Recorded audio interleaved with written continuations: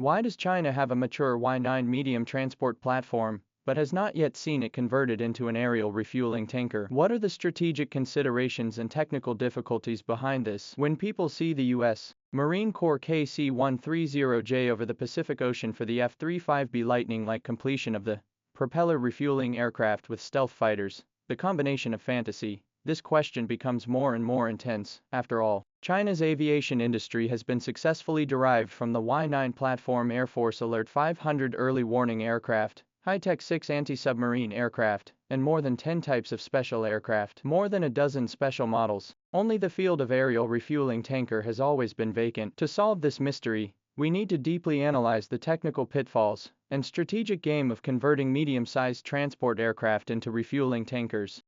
Tracing back history, China has not tried to explore the medium-sized refueling aircraft. In the 1990s, when the Hi-6 was being developed, the aviation industry included the Y-8 as an option. At that time, the technicians found that the cargo hold of this transport aircraft, which was derived from the N-12, had a fatal flaw. Its cross-section was in the shape of a unique tortoise back, which resulted in a loss of up to 18% of the volume of the fuel tank after installation. To make matters worse, the Y-8's turboprop 6 engine consumed 11% more fuel than the C130's T56, which meant a 400-kilometer reduction in range for the same fuel load. These inherent shortcomings ultimately saw the Y-8 program lose out to the H-6 platform, even though the latter was subject to the structural strength risks associated with removing the bombing system.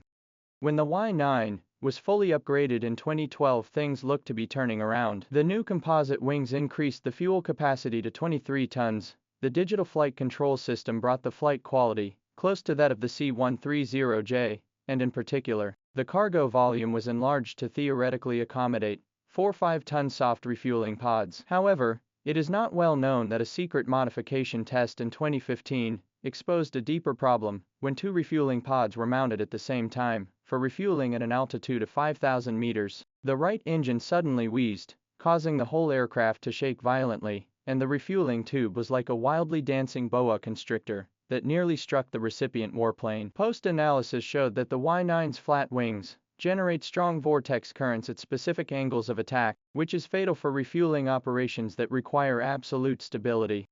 Behind the successful experience of the American KC-130 lies a little-known statistic. Its 23.5-ton fuel supply needs to sacrifice all cargo space, and it takes 48 hours to overhaul the refueling system after each mission. More alarmingly, Marine Corps accident reports show that the accident rate for the KC-130 series during nighttime refueling is 3.2 times that of daytime operations. And the 2017 collision over Mississippi was a classic case of a propeller vortex, causing a refueled helicopter to lose control. These lessons learned with blood make Chinese aviation experts realize that the speed difference between turboprop-powered platforms and jet fighters is like a dance on the tip of a knife, and the KC-130J's 563 km/h cruising speed seems to be matched by the J-10's 900 km/h fashion. But when the recipient helicopter enters the refueling position, it must slow down to 550 km/h threshold, which puts a nearly demanding burden on the low-speed maneuverability of modern fighters. Low-speed maneuverability puts forward nearly harsh requirements. The emergence of the Y-20 has changed the rules of the game completely. This airborne behemoth can provide fuel for 8 J-20s when fully fueled, and its hard-tube refueling system has a transfer rate of 4,500 liters a minute, which is 2.25 times that of the soft system. What's more, the existence of large refueling planes has made a qualitative change in the air battle planning. One Y-20 with 4 J-16D electronic warplanes can build up a 1,500-kilometer radius mobile refueling station in the South China Sea, while 6 medium-sized refueling planes are needed to achieve the same coverage. This systematic combat thinking is directly reflected in recent years' Red Sword exercises. The Blue Army relies on the Y-20 to support the Lightning Fang tactics. Within 72 hours to organize 5 waves of ultra-long-range strikes, completely paralyzing the Red Army deep targets. The case of the European A400M refueling aircraft offers an alternative perspective. This maximum fuel supply of 40 tons of platform seems to be a compromise, but actually rely on Europe's unique operational environment. NATO Joint Air Operations Center data show that 75% of the European countries in the air refueling needs to take place within a radius of 800 kilometers and mostly used in the Typhoon fighter accompanied by refueling. But China is facing a completely different strategic situation, from the southeast coast to Zhengmi dark sand straight line distance of 2,000 kilometers, but also to consider the plateau airport landing and takeoff, see complex electromagnetic environment and other special factors. When the J-16 needs to mount 4 YJ-12 anti-ship missiles to carry out the denial of the mission, the medium-sized refueling tanker that, a drop in the bucket, of fuel supply, in the strong confrontation environment is the same as letting pilots carry out the fuel Russian roulette.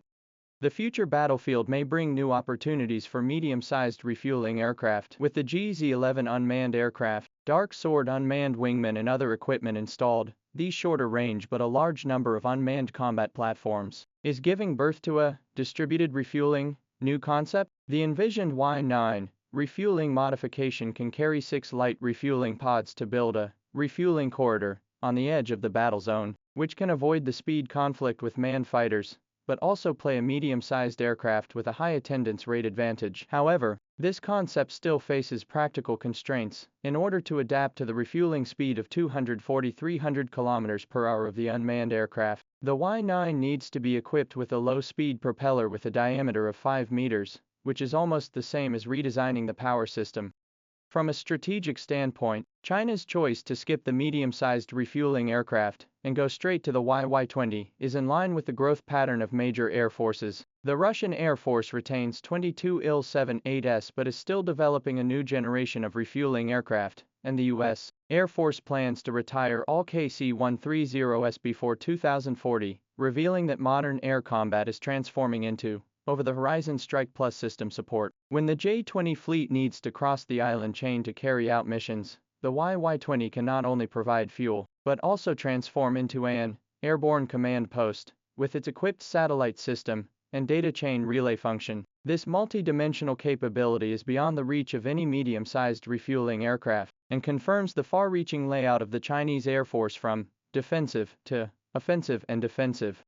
In the acceleration of technology iteration, China's aviation industry is filling the historical debt with amazing efficiency. 2025 latest data shows that the number of YY-20 in service has exceeded 30, and its intelligent fuel management system can increase refueling efficiency by 17%, while the prototype unmanned refueling aircraft under test will extend the refueling radius of 5,000 kilometers. Behind this kind of leapfrog development is the precise control of the top-level design. Instead of sewing on the old platforms, it is better to concentrate resources on building strategic equipment. As the chief engineer said at an internal seminar, when we broke through the large containment ratio engine and composite overall tank technology, the tactical value of the medium-sized refueling tanker has given way to the maximization of the system's effectiveness. This kind of sobriety may be the key to China's Air Force's success.